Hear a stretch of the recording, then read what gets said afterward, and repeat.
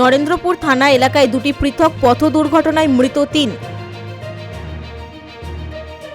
Brigade ময়দানে চলছে গীতাপাঠ, বহু মানুষ একসঙ্গে গীতাপাঠ করছেন। বাঁকুড়ার জয়পুরে নির্মীয়মান পাকা বাড়ির দেওয়ালের একাংশ ধসে মৃত্যু 3 বছরের এক শিশুর।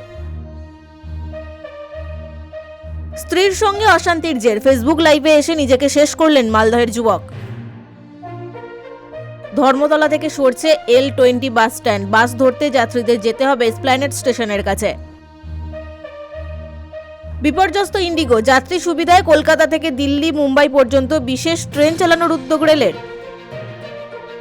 বিয়ে ভেঙে দিলেন মান্দানা সুরকার পলাশ মুচ্ছলকে, বিয়ে না করার কথা ঘোষণা করলেন বিশ্বকাপ জয়ী ক্রিকেটার। বাড়ির পাশের জঙ্গলে উদ্ধার মহিলার অর্ধনগ্ন রক্তাক্ত দেহ, ধর্ষণ করে খুনের অভিযোগ বিজেপির নেতার বিরুদ্ধে। জঙ্গলে ছাড়ার 24 ঘন্টার মধ্যেই অঘটন, মধ্যপ্রদেশের কুনোয় ফের মৃত্যু চিতা শাবকের। গোয়ার নাইট ক্লাবে ভয়াবহ অগ্নিকাণ্ড, ঝলসে মৃত্যু 23 জনের।